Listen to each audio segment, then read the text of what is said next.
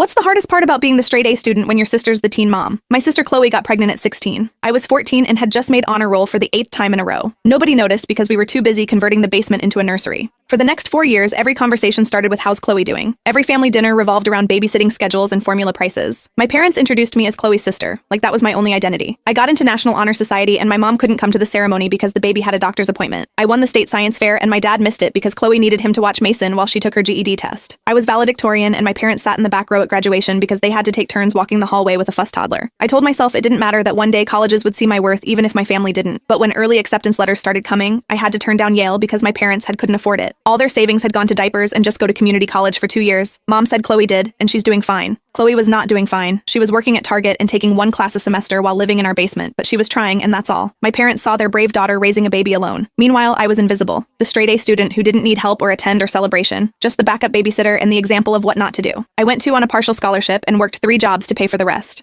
I studied in the library until midnight, then worked the campus coffee shop. At 5 a.m., I graduated summa cum laude with a computer science degree, and nobody from my family came, because Mason had a soccer game. I got a job at a tech startup making good money, and my parents asked if I could help with Chloe's car payment. I moved into my own apartment, and they asked why I was wasting money on rent when I could live at home and help with Mason. Everything was about Chloe and Mason, always. Then, 5 years after graduation, Chloe called me crying, "Can you come to my office? I need help with a presentation." "Your office?" "I didn't tell you I started a company." I drove to this beautiful place building downtown and found Chloe in a corner office with her name on the door, CEO of a meal planning app for single parents. "When did this happen?" "I've been building it for 3 years. We just got $5 million in funding 3 years. Why didn't you tell me you were busy with your important job and your perfect life?" "Perfect life? I work 70 hours a week and eat cereal for dinner. But you gotta go to college. Normally, you gotta be young. I was never young. I was studying while you were living." That's when she showed me her investor deck pictures of her journey from teen mom to CEO the night studying while Mason slept the coding boot camp she did online, the first customer she found at the playground. You learn to code YouTube University, same place I learned to raise a kid and run a business. But everyone always helped you. Everyone helped with Mason. Nobody helped with me. I was just the cautionary tale.